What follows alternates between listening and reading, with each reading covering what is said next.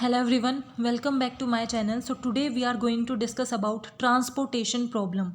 So let's start. तो transportation problem होता क्या है? हर एक ऑर्गेनाइजेशन क्या करती है, कोई ना कोई गुड्स बनाती है, सर्विसेज बनाती है अपने कस्टमर्स को सर्व करने के लिए. सो जब वो गुड्स बनाती है उसके लिए उन्हें क्या करना होता है, रॉ मटेरियल की भी रिक्वायरमेंट होती है और वो रॉ मटेरियल को प्रोसेस करके आउटपुट तैयार कर लेती है, फिनिश प्रोडक्ट तैयार कर लेती होती है जो उन्हें अपने कस्टमर्स को प्रोवाइड करना होता है. तो कस्टमर को प्रोवाइड करने के लिए वो क्या करती हैं, ट्रांसपोर्ट करती हैं. यानी कि जो उनका फिनिश गुड आ गया है उन्हें वो वेयर हाउस में रखना होता है और जब कस्टमर की डिमांड होती है वहाँ से वो क्या होता है, वेयर हाउस से वो आगे चला जाता है. जैसे हमारे कस्टमर्स क्या हैं, उनको कौन सर्व करता है, रिटेलर है, होलसेलर है. मैन्युफैक्चरिंग कंपनी क्या करती है, एक्चुअल में मैन्युफैक्चर करती है, यानी कि गुड्स को बनाती है और ट्रांसपोर्ट कर देती है वेयर हाउसेज में. अब वेयर हाउसेज में ट्रांसपोर्ट क्यों किए जाते हैं, ताकि टाइमली कस्टमर की डिमांड को फुलफिल किया जा सके. वेयर हाउसेज में क्यों रखे जाएंगे, ताकि जैसे ही कस्टमर की डिमांड हो रिटेलर या होलसेलर वेयर हाउसेज से ले ले और कस्टमर की डिमांड को फुलफिल कर दें. तो हमें अपने वेयर हाउसेज में सामान को हमेशा रखना पड़ता है ताकि कस्टमर की टाइमली डिमांड को फुलफिल किया जा सके, फुलफिल उसकी डिमांड हो सके. तो जब हम वेयर हाउस में सामान भेजते हैं तो हमारी ट्रांसपोर्टेशन कॉस्ट तो आती है और transportation cost one of the major cost है ऑर्गेनाइजेशन की. बहुत ज़्यादा अमाउंट लग जाता है एक ऑर्गेनाइजेशन का अपने जो सामान है, जो फिनिश गुड उन्होंने बनाया है उसको वेयर हाउस तक पहुंचाने में. तो उसको वो कम से कम रखना चाहते हैं, क्योंकि अगर आपकी ट्रांसपोर्टेशन कॉस्ट कम आएगी तो आपकी ओवरऑल कॉस्ट कम हो जाएगी और आपका प्रॉफिट भी एनहांस हो जाएगा, एज वेल एज आपके गुड्स के प्राइस भी कम रहेंगे. तो ट्रांसपोर्टेशन प्रॉब्लम क्या है, ट्रांसपोर्टेशन प्रॉब्लम एक मेजर है जो एक ऑर्गेनाइजेशन यूज़ करती है सो दैट वो अपनी ट्रांसपोर्टेशन कॉस्ट को मिनिमम रख सके. वो हमारा क्या है, transportation problem. One important application of linear programming in the physical distribution. Physical distribution का मतलब क्या है, एक बार प्रोडक्ट रेडी हो गया तो उसे वेयर हाउस में पहुंचाना ताकि कस्टमर्स को वो पहुंचा दिया जाए. जैसे हमारी साइकिल किस तरीके से वर्क करती है, ये हमारा क्या है, मैन्युफैक्चरिंग ऑर्गेनाइजेशन. ये किनको दे देती है, होलसेलर को देती है, ये रिटेलर को देते हैं एंड रिटेलर फाइनली कंज्यूमर्स को दे देते हैं. तो कंज्यूमर्स तक टाइमली सामान कब पहुंचेगा, जब इन दोनों के पास सामान होगा.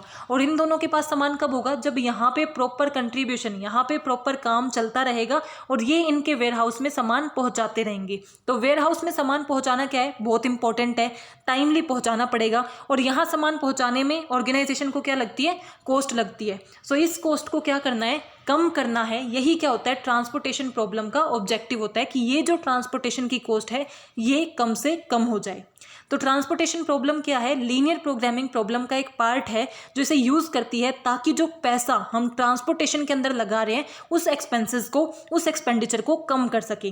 तो इसका मेन ऑब्जेक्टिव क्या होता है, उसे कम करना, उस एक्सपेंसेस को, उस ट्रांसपोर्टेशन कॉस्ट को कम करना. बट कुछ केसेस में क्या होता है कि इनका मेन ऑब्जेक्टिव होता है कि जो हमारे ट्रांसपोर्टेशन है, जैसे आप ट्रक का यूज़ कर रहे हो, शिप का यूज़ कर रहे हो या फिर आप पाइप्स का यूज़ कर रहे हो, किसी भी चीज़ का आप यूज़ कर रहे हो ट्रांसपोर्ट करने के लिए, उन चीज़ों का ऑप्टिमम यूटिलाइजेशन करना, यानी कि उनको इस तरीके से यूटिलाइज करना कि आप एफिशिएंटली ट्रांसफ़र कर सको, वो भी आपका क्या हो सकता है, ऑब्जेक्टिव हो सकता है.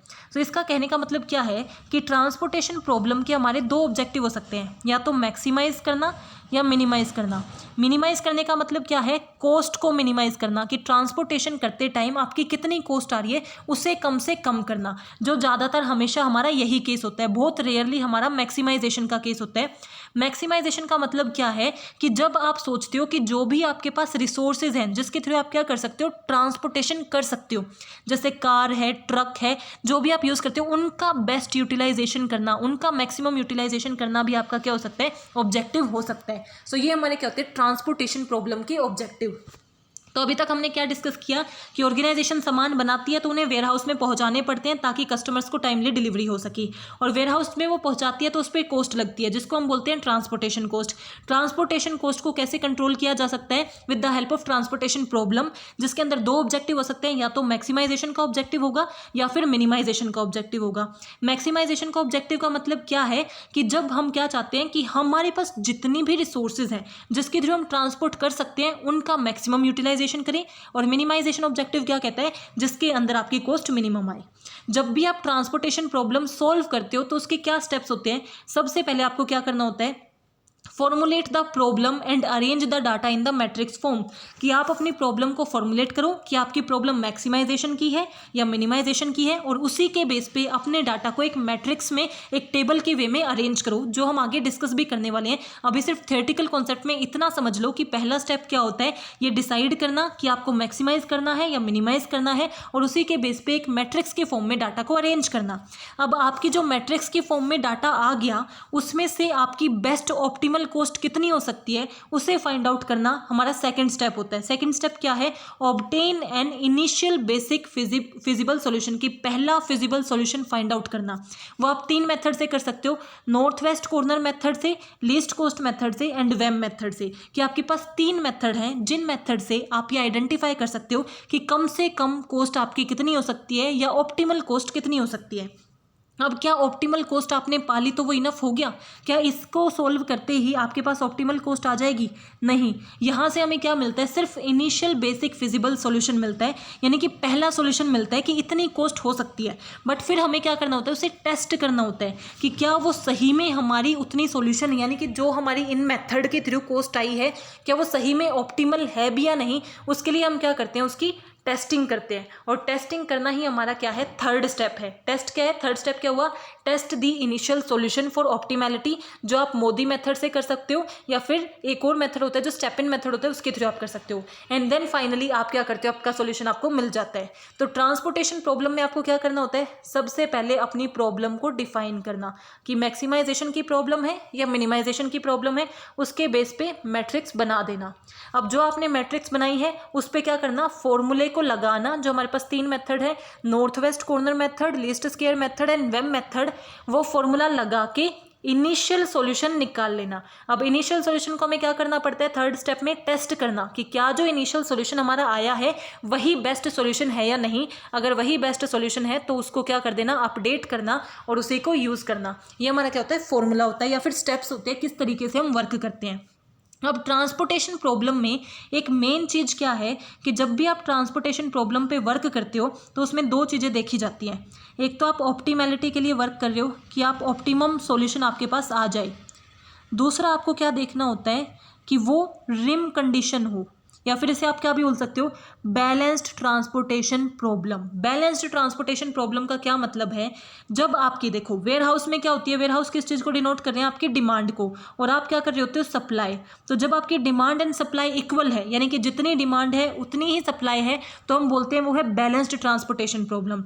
बट या तो आपकी डिमांड ज़्यादा है सप्लाई से, या आपकी सप्लाई ज़्यादा है डिमांड से, कि आपके कस्टमर तो 100 की डिमांड कर रहे हैं बट आप क्या कर रहे हो, आपके पास 150 की सप्लाई है, या फिर आपकी डिमांड 150 की है, आपके पास सिर्फ 100 की सप्लाई है। तो ये सारे क्या चेंजेस हैं, ये जो है अनबैलेंस्ड ट्रांसपोर्टेशन प्रॉब्लम।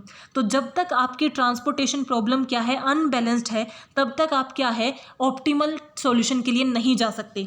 जब भी आप ऑप्टिमल सॉल्यूशन या इनिशियल फिजिबल सॉल्यूशन निकालना चाहते हो तो सबसे पहले आपको क्या रीच करना पड़ता है, बैलेंस को रीच करना पड़ता है। कि आप जब भी देखना चाहो तो सबसे पहले आपकी डिमांड एंड सप्लाई इक्वल होनी चाहिए। ये कंडीशन जब मीट होगी ना, तभी आप किस चीज़ के लिए जा सकते हो, ऑप्टिमैलिटी के लिए जा सकते हो। तो अभी तक हमने क्या डिस्कस किया कि ट्रांसपोर्टेशन प्रॉब्लम क्या होती है। ट्रांसपोर्टेशन क्या है, वो कॉस्ट है जो ट्रांसपोर्ट करने में, वेयर हाउसेज तक पहुंचाने में लगती है। उसके 2 ऑब्जेक्टिव हो सकते हैं, या तो कॉस्ट को मिनिमाइज करना या फिर ऑप्टिमम मैक्सिमम यूटिलाइजेशन करना। वो हमारे क्या है, ट्रांसपोर्टेशन प्रॉब्लम के ऑब्जेक्टिव हो सकते हैं। अब ट्रांसपोर्टेशन प्रॉब्लम जब हम सोल्व करते हैं तो उसके 3 मेथड होते हैं, north west method, least cost method and हमारा वेम मेथड। हमारे स्टेप्स क्या होते हैं ट्रांसपोर्टेशन प्रॉब्लम में, कि सबसे पहले प्रॉब्लम को बनाना और मैट्रिक्स तैयार करना, देन उन 3 मेथड्स को अप्लाई करके इनिशियल सॉल्यूशन निकालना, उस सॉल्यूशन को टेस्ट करना और अपडेट कर देना सॉल्यूशन को। उसके बाद हमने क्या किया कि ट्रांसपोर्टेशन प्रॉब्लम 2 टाइप की होती है, balanced transportation problem and unbalanced transportation problem. Balanced transportation problem कौन सी है, जब डिमांड एंड सप्लाई इक्वल है, और अनबैलेंस्ड कौन सी है, जब डिमांड और सप्लाई इक्वल नहीं है, या तो डिमांड ज़्यादा है या सप्लाई ज़्यादा है। अब 2 चीज़ें जो हम ट्रांसपोर्टेशन प्रॉब्लम में करते हैं वो क्या है कि जब हमारी वो बैलेंस होगी ना, तभी हम ऑप्टिमैलिटी के लिए जा सकते हैं, तभी हम ऑप्टिमल सॉल्यूशन को फाइंड आउट कर सकते हैं। उससे पहले हमें ऑप्टिमल सॉल्यूशन नहीं मिल सकता। तो ये कंडीशन मीट होनी जरूरी है। अगर ये हमारी कोई भी ज़्यादा है, या तो डिमांड ज़्यादा है या सप्लाई ज़्यादा है, तो पहले हमें इन्हें इक्वल करना पड़ेगा और उसके बाद क्या होगा, ऑप्टिमैलिटी को हम रीच कर सकते हैं। तो वो हमारी क्या होती है, बैलेंस्ड ट्रांसपोर्टेशन प्रॉब्लम को लेके लेके आना होता है। और इसी कंडीशन को जब हमारी डिमांड हमारी सप्लाई के इक्वल होती है, यही तो हमारा बैलेंस ट्रांसपोर्टेशन प्रॉब्लम है। और ये क्या कहती है कि जब तक हमारी ट्रांसपोर्टेशन प्रॉब्लम बैलेंस्ड नहीं है तब तक हम ऑप्टिमैलिटी के लिए नहीं जा सकते, ऑप्टिमल सॉल्यूशन फाइंड आउट नहीं कर सकते। तो जब ये हमारी इक्वल होती है उसी कंडीशन को हम क्या बोलते हैं, रिम कंडीशन। इंपॉर्टेंट है, पता होना चाहिए कि रिम कंडीशन किसे बोलते हैं। तो रिम कंडीशन क्या है, जब हमारी डिमांड एंड सप्लाई इक्वल होती है और अगर ये इक्वल होगी तभी हम क्या कर सकते हैं, ऑप्टिमैलिटी के लिए जा सकते हैं। नाउ हम डिस्कस करते हैं सबसे पहले नॉर्थ वेस्ट कॉर्नर मेथड। तो north west corner method, for example ये आपको क्वेश्चन में गिवन है कि ये आपकी क्या है, एक ऑर्गेनाइजेशन की ये डिमांड है, ये वेयर हाउस 1 समझ लो, ये warehouse 2, warehouse 3 and warehouse 4, और ये सप्लाई यानी कि आपकी ऑर्गेनाइजेशन की मैन्युफैक्चरिंग यूनिट 1, मैन्युफैक्चरिंग यूनिट 3 और ये 3rd। ठीक है, तो अब हम देखते हैं कि हम कितनी सप्लाई कर सकते हैं और डिमांड कितनी है। इसके बेस पे हम क्या करते हैं, सॉल्यूशन निकालते हैं। So north west corner method क्या कहता है, नॉर्थ वेस्ट का मतलब क्या होता है कि हम जैसे अपनी जो भी लिखते हैं साइड्स लिखते हैं, नॉर्थ साउथ ईस्ट वेस्ट, तो वो हम कहाँ पे होती है, ये हमारी क्या है, नॉर्थ है, ये साउथ है, ये ईस्ट है और ये वेस्ट है। तो नॉर्थ वेस्ट कॉर्नर कौन सा हुआ, ये हमारा क्या हुआ, नॉर्थ वेस्ट कॉर्नर। तो नॉर्थ वेस्ट कॉर्नर मेथड क्या कहता है कि अगर आप ट्रांसपोर्टेशन प्रॉब्लम में बेस्ट सॉल्यूशन, ऑप्टिमल सॉल्यूशन लेके आना चाहते हो तो सबसे पहले नॉर्थ वेस्ट कॉर्नर से शुरू करो। तो अब हम नॉर्थ वेस्ट कॉर्नर को देखते हैं। ये हमारा नॉर्थ वेस्ट कॉर्नर है, ये हमारी 19, 30, 50 जो लिखी हुई है ये सब क्या है, कॉस्ट है, यानी कि एक चीज़ को भेजने में कितनी कॉस्ट लग रही है। तो हमारी यहाँ पे 19 कॉस्ट लगती है, यहाँ पे 30 कॉस्ट लगती है, यहाँ पे 50 कॉस्ट लगती है। अब हम क्या करेंगे, इसको सोल्व कैसे करते हैं। तो सबसे पहले पहला नॉर्थ वेस्ट कॉर्नर कौन सा है, ये, इसमें हमारी डिमांड कितनी है, यानी वेयर हाउस टोटल कितनी डिमांड कर रहे हैं, 5 की डिमांड कर रहे हैं और हम कितनी सप्लाई कर सकते हैं, 7। इसका मतलब क्या, आप ऐसे सोचो दुकानदार के पास 7 चीज़ें हैं बट आपको 5 ही चाहिए, तो मिलेंगी तो आप 5 ही लोगे ना, आप उससे ज़्यादा तो लोगे नहीं। जिससे आपको डिमांड है तो आप कितनी अलॉट कर दोगे, इस 19 को हमने कितना अलॉट कर देना है, 5 हमने इसे अलॉट कर दिया। किसको कितनी मिल गई, 5। अगर हमने इसे 5 दे दी तो डिमांड इसकी कितनी बची, 5 में से जब हमने इसको 5 अलॉट कर दी तो इसकी डिमांड कितनी बची, 0। और यहाँ से जब हमने 7 में से इसको 5 दे दी तो यहाँ कितनी बच गई, 2, कि हमने 5 तो सप्लाई कर दी, अब हमारे पास 2 ही यूनिट बच गई। तो जहाँ 0 आ जाता है उसे हमें क्या कर देना होता है, स्ट्राइक आउट कर देना होता है, हटा देना होता है। अब इसको हमने 5 अलॉट कर रखा है। अब नेक्स्ट देखो, अब नेक्स्ट नॉर्थ वेस्ट कॉर्नर में कौन सा है, ये वाला कॉर्नर है क्योंकि ये नॉर्थ वेस्ट में है। तो 30 पे देखो, 30 पे सप्लाई कितनी की है, 2 की, और डिमांड कितने की है, 8 की। हम 8, फॉर एग्जांपल आप दुकान पे गए, आपने किसी भी 8 बिस्किट मांगे बट उनके पास 2 ही बिस्किट थे, तो ज़्यादा से ज़्यादा वो 2 ही दे सकते हैं, यानी कि इनमें से जो मिनिमम होता है वही अलॉट किया जाता है। तो इस 30 को हम कितना अलॉट कर देंगे, 2 अलॉट कर देंगे। अगर हमने यहाँ से 2 का अलॉट कर दिया तो यहाँ कितने बच गए, 0 बच गए ना, और यहाँ 8 में से इनकी 2 की डिमांड पूरी कर दी तो यहाँ कितने बचे, 6 बचे, तो ये 0 हो गया। तो अब इसको हम स्ट्राइक आउट कर देते हैं। अब नेक्स्ट नॉर्थ वेस्ट कॉर्नर कौन सा है, ये 30। इस 30 पे डिमांड कितनी है उनकी, 6 की, और जो हमारा सप्लाई है वो 9 की अवेलेबल है, तो कितनी इसको अलॉट करेंगे, 6, क्योंकि डिमांड जितनी है हमारे पास वही कम है, सप्लाई हमारे पास 9 की है लेकिन उन्हें चाहिए 6 ही, तो हम क्या देंगे, उनको 6 दे देंगे, बचे हुए 3 हम यहाँ लिख देंगे कि 3 हमारे पास अब भी बचे हुए हैं। तो यहाँ पे हमने इसे 6 अलॉट कर दिया तो ये क्या हो गया, 0 हो गया, तो इस वाले को भी स्ट्राइक आउट कर देंगे। नेक्स्ट अब हमारा नॉर्थ वेस्ट कॉर्नर कौन सा है, 40। तो 40 पे हमारी डिमांड उनकी 7 है बट हमारे पास अवेलेबल सिर्फ 3 है, तो 3 है तो सिर्फ 3 ही अलॉट कर सकते हैं। तो ये 3 कितना हो जाएगा, 0, और यहाँ से 3 चले जाएंगे तो यहाँ कितने बचेंगे, 4। 7 में से 3 के 4 ही बचे ना, तो हमने उनकी डिमांड कितनी बच गई, अब 4 ही बच गई, तो ये वाला भी हट जाएगा क्योंकि ये भी 0 हो गया। अब कौन सा है, 70 हमारा नेक्स्ट नॉर्थ वेस्ट कॉर्नर है। 70 को डिमांड उनकी 4 है, हमारे पास 18 अवेलेबल है, तो हम उन्हें कितना देंगे, 4 देंगे, और उनकी ये 0 हो जाएगी, और 18 में से 4 गए, 14 बच गए, ये वाला भी कट गया। अब देखो एक ये चीज़ फाइंड आउट करने का कि क्या हमारा सॉल्यूशन सही है या नहीं, वो कैसे होगा कि जो आपका लास्ट जो सेल बचेगा ना उसमें दोनों सेम बचेंगे, यहाँ भी 14 है और यहाँ भी 14, दोनों जगह 14 बचे हुए हैं, तो जो डिमांड है वो भी 14 है और सप्लाई है वो भी 14 है, तो हम उनको क्या कर देंगे, इसको 14 अलॉट कर देंगे। तो ये हमारा क्या हो गया, सॉल्यूशन हो गया with the help of north west corner method. तो हमें सॉल्यूशन कैसे पता चला कि 19 हमारी क्या थी, कॉस्ट थी, तो 5 यूनिट देने पे हमारी 19 कॉस्ट आई, फर्स्ट ये था। सेकंड हमारा क्या है, उसके बाद 30 यूनिट्स, 2 यूनिट्स पे 30 की कॉस्ट आई, उससे मल्टीप्लाई कर देंगे। देन नेक्स्ट हमारा क्या है, अगली पे 30 पे 6 की कॉस्ट आई, देन उससे नेक्स्ट क्या है, 70 पे हमारी 4 की कॉस्ट आई, देन और हमारा क्या है, 40 पे हमारी 3 की कॉस्ट आई, एंड 20 पे 14। इनका जो टोटल आएगा वो हमारा क्या बन जाएगा, ऑप्टिमल कॉस्ट जो हमारी आएगी। तो देखो सबसे पहले जैसे ये हमारा क्या होगा, क्वेश्चन गिवन होता है, इस तरीके से क्वेश्चन गिवन होगा। तो अगर नॉर्थ वेस्ट कॉर्नर से आपको करना है तो आप इस कॉर्नर से शुरू करोगे इस मेथड से, और इस कॉर्नर से शुरू करके जो आपकी कम होगी सप्लाई और डिमांड में से वो आप अलॉट करते रहोगे, जो जीरो होती जाएगी उसे आप क्या कर दोगे, स्ट्राइक आउट करते रहोगे, और लास्ट आपका जो कॉर्नर होगा उसमें आपकी क्या बनेंगी, इक्वल ही बचेंगी, जिसके थ्रू आपका क्या होगा, आंसर मिल जाएगा। और पहली चीज़ जो आपको देखनी होती है, क्योंकि इसमें ऑलरेडी रिटर्न थी इसलिए हमने अलग से नहीं देखी, बट जो पहली चीज़ आपको देखनी होती है वो क्या होती है आपकी, कि क्या आपकी रिम कंडीशन मैच कर रही है या नहीं, कि क्या जो डिमांड का टोटल है और जो सप्लाई का टोटल है वो इक्वल है या नहीं। यहाँ ऑलरेडी गिवन था कि वो इक्वल है, इसका मतलब क्या है, रिम कंडीशन मैच कर रही है, तभी हम ऑप्टिमल सॉल्यूशन के लिए गए ना। अगर यहाँ वो रिम कंडीशन मैच नहीं कर रही होती, हमने क्या बोला था, जो हमारी ट्रांसपोर्टेशन है वो दो तरीके की हो सकती है, बैलेंस्ड और इम्बैलेंस्ड।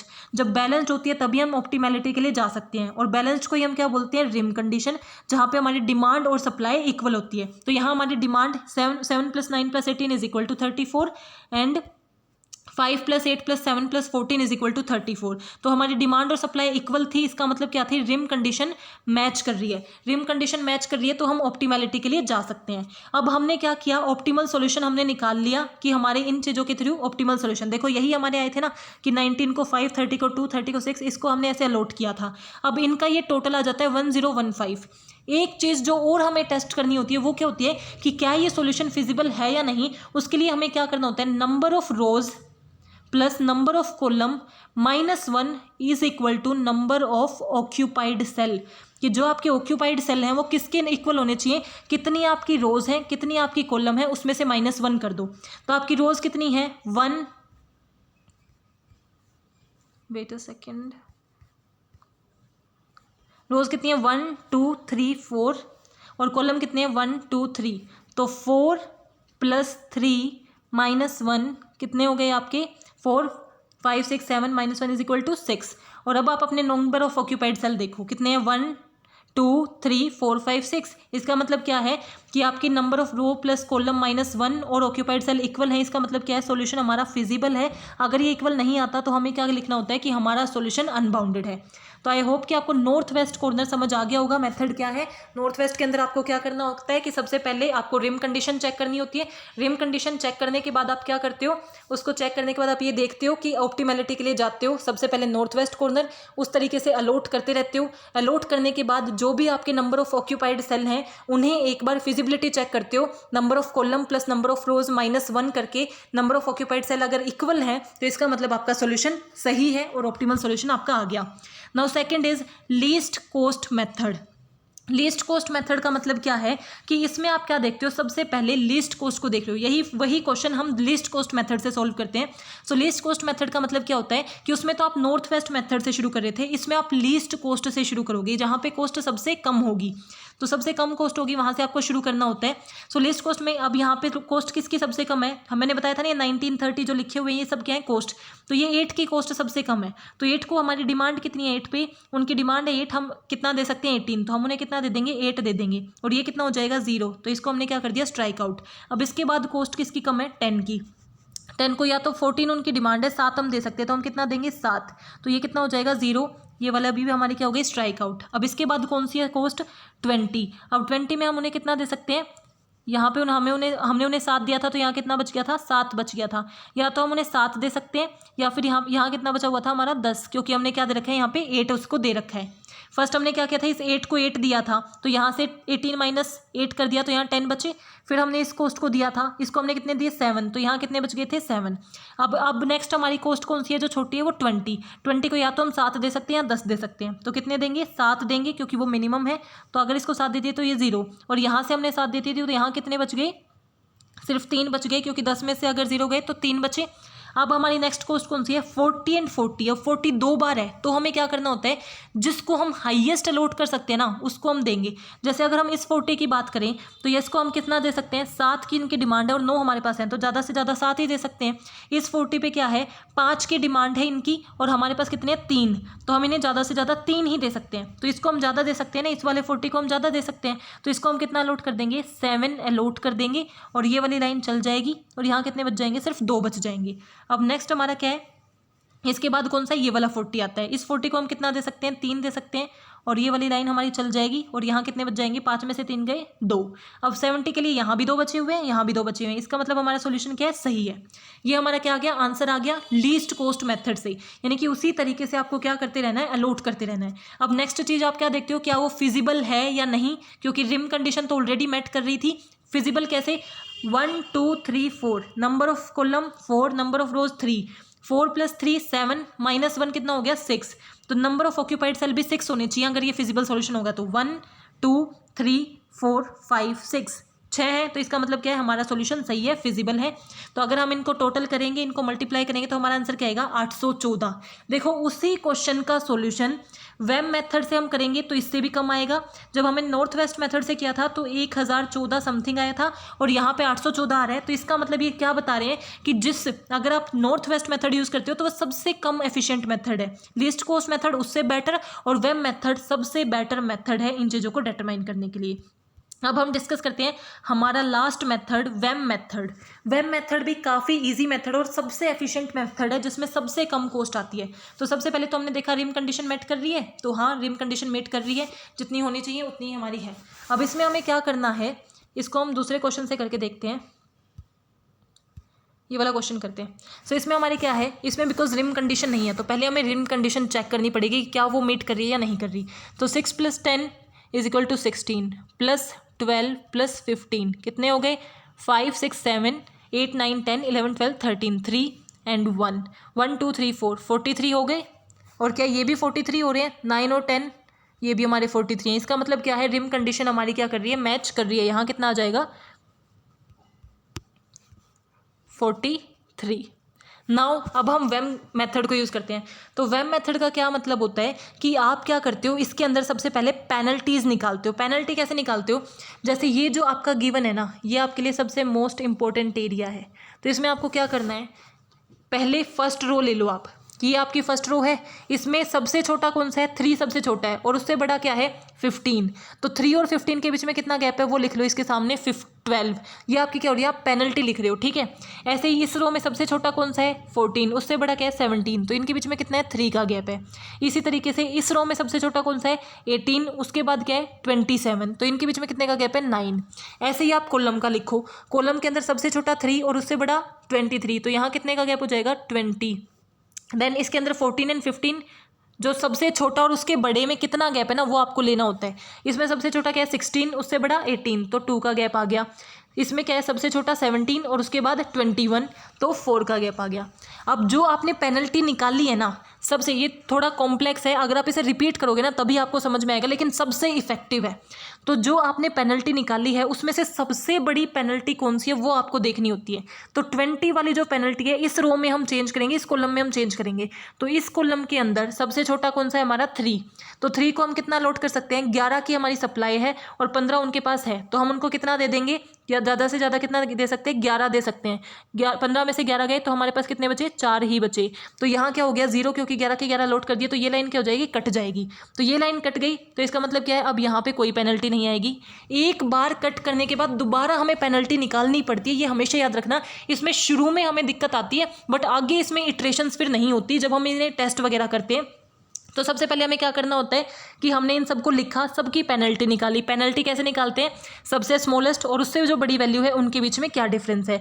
देन जो पेनल्टी सबसे बड़ी है उस रो या कॉलम में जो सबसे छोटा सेल है उसे हमें अलॉट करना होता है। अब फिर से पेनल्टी निकालते हैं, तो ये हमारी इसमें पेनल्टी दोबारा कितनी आ जाएगी, 9 आ जाएगी। इसमें फिर से 3, इसमें 0 हो गई क्योंकि हमारा 0 हो गया है। इसकी पेनल्टी अब कितनी हो जाएगी, 23 माइनस 41 माइनस 23, तो कितने हो जाएंगे 33, 34, 35, 36, 37, 38, 39, 40, 41, यानी कि 18 हमारा कुछ इसके अंदर आएगा। देन ये हमारा क्या है, इसके अंदर हमारी पेनल्टी कितनी होगी 4, नई जो पेनल्टी आएगी। देन इसकी हमारी जो पेनल्टी है वो भी चेंज हो जाएगी, 18 और 27 के बीच का गैप, तो यहाँ की पेनल्टी कितनी हो जाएगी 9, और 17 से लेके 32, तो 27, 28, 29, 30, 31, 32, 15 हमारी क्या हो जाएगी पेनल्टी। तो अब हमारी पेनल्टी कौन सी सबसे बड़ी है, ये वाली। तो इसका मतलब क्या है कि ये जो हमारी पेनल्टी है इसमें नेक्स्ट सेल्स कौन सा छोटा है 23, तो 23 के लिए हम जाएंगे। 23 को हम कितना दे सकते हैं, मैक्सिमम 4 दे सकते हैं। सप्लाई हमारे पास 13 है बट उन्हें चाहिए 4, तो कितना देंगे, इन्हें 4 ही देंगे। तो 23 को हमने 4 अलॉट कर दिया, तो ये वाला कॉलम भी हमारा कट जाएगा। कट गया। उसके बाद यहाँ हमने 13 में से 4 दे दिया, तो इनके पास कितना बचेगा, 9 ही बचेगा, क्योंकि हमने 4 क्या कर दिया, दे दिया है। नाउ फिर से हमें पेनल्टी निकालनी होती है, फिर से पेनल्टी निकालेंगे तो हमारे पास क्या क्या बचेगा, ये वाली, इसमें 18 और सबसे छोटा क्या है 18, उससे बड़ा क्या है 27, तो 9 हमारी पेनल्टी आ गई। उसके बाद 14 और ये यहाँ पे भी 13, हमारी 3 पेनल्टी रह गई, ये अब हमारा 0 हो गया है। देन जो ऊपर वाले हैं ये हमारा ऑलरेडी 0 हो चुका है। देन इसकी पेनल्टी निकालते हैं तो 4 फिर से पेनल्टी आ रही है, इसकी पेनल्टी कितनी आएगी, 18 की और 27 की 9 पेनल्टी आ रही है, और इनकी पेनल्टी कितनी है, फिर से 15। तो इसका मतलब अब कौन सी सबसे बड़ी पेनल्टी है, ये 15। तो 15 में हम क्या कर रहे हैं, 15 वाले इस रो में सबसे छोटा क्या है 17, तो 17 को कितना दे सकते हैं, डिमांड है 6 की और कितनी सप्लाई है हमारे पास 9, तो हम इसको क्या देंगे 6 अलॉट कर देंगे। 6 अलॉट करेंगे तो यहाँ 0 हो जाएगा, तो ये वाली भी हमारी कट जाएगी। सिर्फ यहाँ 9 में से हमने 6 दे दिए, तो यहाँ कितने बचेंगे, अब हमारे पास 3 बच जाएंगे। फिर से हमें पेनल्टी निकालनी होती है, तो अब की बार ये वाला भी कट चुका है क्योंकि यहाँ 0 हो गया है। अब इसकी पेनल्टी 18 में से 27, यहाँ भी यहाँ की पेनल्टी 9 ही रह गई, यहाँ की पेनल्टी 4 है, ये हमारा ऑलरेडी कट चुका है, ये हमारा कट चुका है। यहाँ की पेनल्टी अब क्या हो गई है, यहाँ की पेनल्टी 4, क्योंकि 14 माइनस 18 4 हो गया, और 18 ये हमारी 9, तो यहाँ की पेनल्टी भी 9 है और यहाँ की 9 है, 2 9 है। तो हमें क्या देखना होता है कि किसको हम ज़्यादा अलॉट कर सकते हैं। तो अगर हम इस वाली 9 की पेनल्टी को लेके चले तो 18 को हम ज़्यादा से ज़्यादा कितना दे सकते हैं, 12 दे सकते हैं, क्योंकि 12 की डिमांड है और 19 की सप्लाई है, तो इसको हम 12 दे सकते हैं। अगर इस वाली 9 की पेनल्टी को देखें तो इसके अंदर जो 18 है उसको हम कितना दे सकते हैं, 3 ही दे सकते हैं। तो कौन से वाले को हम ज़्यादा दे पाएंगे, इस वाले को हम ज़्यादा दे पाएंगे, तो इसको हम क्या देंगे, पेनल्टी प्रोवाइड कर देंगे। सो इसको जब हमने प्रोवाइड की तो जितनी भी हमारे पास बची हुई थी इस वाले को दे देंगे। देन हमारा क्या होगा, जैसे ये हमारा सॉल्यूशन है कि हमने इस 18 को 13 प्रोवाइड कर दी, तो ये हमारी क्या है, इसी तरीके से हमने पेनल्टी सबको प्रोवाइड की, लगातार हम उसी तरीके से करते रहे। जैसे देखो सबसे पहले हमने क्या की थी, जो वाली इस वाली 18 को और इस वाली 18 को, फर्स्ट हमने क्या किया था, इसको हम 12 दे रहे थे, तो इसको अगर हमने 12 दे दिया तो इसका मतलब ये हमारी भी कट गई, ये भी हमारी क्या बन गई 0, ये हमारी 0 पहले ही बन चुकी थी, ये हमारी 0 बन चुकी थी, ये 0 बन चुकी थी। इन दोनों 18 के बीच में हम कंफ्यूज थे ना, क्योंकि यहाँ पे भी 9 था और यहाँ पे भी 9 था, तो ये वाले 9 को हम, क्योंकि इसको हम 12 दे सकते थे तो इसको हमने ज़्यादा दे दी, तो 12 में से अब 19 में से 12 चले गए तो कितने बचे, 19 में से जब हम 12 को डिडक्ट कर देते तो हमारे पास कितने बचते हैं 7, तो इसको हम क्या दे सकते हैं, ज़्यादा से ज़्यादा अब 7 ही दे सकते हैं। अब हमारा क्या है, नेक्स्ट अगर हम पेनल्टी दोबारा निकालेंगे तो नेक्स्ट हमारी पेनल्टी क्या आएगी, यहाँ पर कितना बचा हुआ है 27 और 18, तो 27 और 18 का डिफरेंस कितना होता है हमारा 9। उसके बाद ये हमारी फिनिश हुई है, ये भी फिनिश हुई हुई है, यहाँ पे हमारा क्या है सिर्फ 27 बचा हुआ है, यहाँ पे हमारा सिर्फ 18 बचा हुआ है, तो सबसे बड़ा क्या है ये 27 है, तो इस 27 में 27 को कितना लोड कर सकते हैं, या तो हम 7 दे सकते हैं या 10 की डिमांड है, हमारे पास 7 ही है, तो हम कितना देंगे 7 इसको दे दिया, तो अगर हमने इसको 7 दे दिया तो ये वाली भी कट जाएगी। अब हमारे पास क्या बच गया, सिर्फ ये 18 बच गया। 18 को देने के लिए अगर हमने 10 में से 7 दे दिया था तो यहाँ भी 3 बचा हुआ है, यहाँ भी हमारे पास 3 बचा हुआ है, क्योंकि ऑलरेडी हम 10 अलॉट कर चुके हैं, तो यहाँ भी 3 था, यहाँ भी 3 था, तो हमने अपने 18 को क्या दे दिया 3 अलॉट कर दिया, तो सभी को हमने क्या किया अलॉट कर दिया।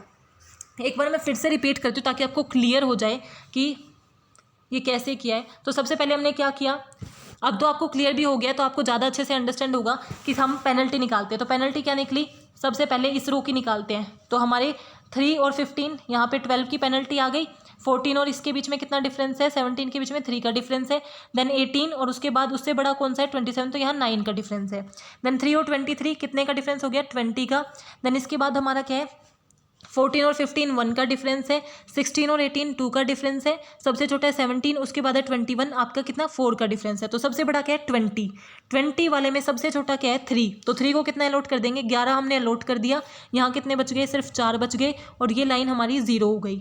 ठीक है, अब नेक्स्ट फिर से हम पेनल्टी निकालेंगे, तो फिर से पेनल्टी निकाली, ये भी 9 रह गई, ये 3 रह गई, ये आउट ही हो गई क्योंकि निकल गई है हमारी। यहाँ पे अब कितनी बची 23, 41 में से 23 को माइनस करेंगे तो हमारी 18, देन 4, यहाँ पे 14 माइनस 18, देन यहाँ पे हमारी कितनी बच गई 9, और यहाँ पे हमारी कितनी बची है 17 में से 32 को माइनस करेंगे, तो 32 में से जब 17 को हटाएंगे तो 18, 19, 20, और उसके बाद जो मीन्स 27, 28, 29, 30, 31, 32, आपके पास 15 बच जाएंगे। तो ये आपकी पेनल्टी। अब इन पेनल्टी में सबसे बड़ी कौन सी है, ये 18, तो 18 में इस रो में इस आपकी जो कॉलम है इसमें सबसे छोटा कौन सा है 23, तो 23 को आप कितना दे सकते हो, या तो आप 13 दे सकते हो या 4, तो आपके पास मैक्सिमम आप 4 ही दे सकते हो, तो ये वाला कॉलम भी आपका क्या हो जाएगा, चला जाएगा, वैनिश हो जाएगा। और यहाँ पे 13 में से आपने 4 दे दिए तो आपके पास कितने बचे, 9 ही बचे। अब आपके पास क्या है नेक्स्ट, फिर से पेनल्टी निकालनी है, तो 18 माइनस 27, फिर से 9 आपके पास आ गई। देन इधर आपकी फिर से 3, ये आपकी हो चुकी है वैनिश, ये भी हो चुकी है। यहाँ पे वही 9 बच गया है आपके पास, यहाँ पे वही 4 बचा हुआ है, और यहाँ पे भी 15। अब सबसे बड़ी कौन सी है, 15। तो 15 में आप 17 को कितना दे सकते हो, 6 ही दे सकते हो। तो 9 में से जब 6 चले जाएंगे तो यहाँ कितने बचेंगे, 3, और ये 6 कितने हो जाएंगे, 0, और इसको हमने कितना अलॉट कर दिया, 6 अलॉट कर दिया, और ये वाली लाइन भी हमारी क्या हो गई, डिडक्ट हो गई। अब हमारे पास जैसे पिछली बार 2 18 आए थे, दोनों 18 हमारे पास है। ये वाला 18 कौन सा था जिसे हम सबसे ज़्यादा दे सकते हैं, कितना दे सकते हैं, इसको हमने 12 अलॉट कर दिया, क्योंकि यहाँ पे 12 था, तो 19 में से 12 गया तो ये हमारा क्या बच गया, 7, और ये वाली लाइन भी हमारी चली गई। अब है हमारा 18 और 27, तो 27 हमारा सबसे बड़ा नंबर है, क्योंकि यहाँ पे क्या आएगा 27 और यहाँ आएगा 18, तो 27 को हम दे सकते हैं। तो 27 को कितना दे सकते हैं, या तो 10 या फिर 7, तो कितना देंगे, 7 देंगे, और 10 में से 7 गया तो कितना बच गया, 3। अब 18 हमारा इकलौता बचा हुआ है, इसके पास यहाँ भी 3 है, यहाँ भी 3 है, इसका मतलब हमारा सोल्यूशन क्या है, सही है। लास्ट में हमने इसको क्या कर दिया, 3 अलॉट कर दिया, तो हमारा सोल्यूशन कैसे आया, 17 को हमने 6 यहाँ पे 17 को 6 दिया है, 18 इंटू में 3, ये वाला 18 इंटू में 3, देन 27 इंटू में 7, देन उसके बाद हमारा 18 इंटू में 3, फिर 23 इंटू में 4, 3 इंटू में 11, ये जो हमारी कॉस्ट आएगी वो हमारी क्या है, ऑप्टिमल कॉस्ट है। अब ये फाइंड आउट करने के लिए ऑप्टिमल है या नहीं, आप क्या करते हो, फिजिबिलिटी स्टडी करते हो कि क्या ये फिजिबल है या नहीं। वो कैसे देखा जाता है, m प्लस n माइनस 1, यानी कि number of rows plus number of column minus 1। तो रोज कितनी है, 1 2 3, प्लस कॉलम कितने हैं, 1 2 3 4, तो 4 + 3 7 - 1 = 6। कितने को अलॉट किया है, 1 2 3 4 5 6। इसका मतलब क्या है, फिजिबल सॉल्यूशन है।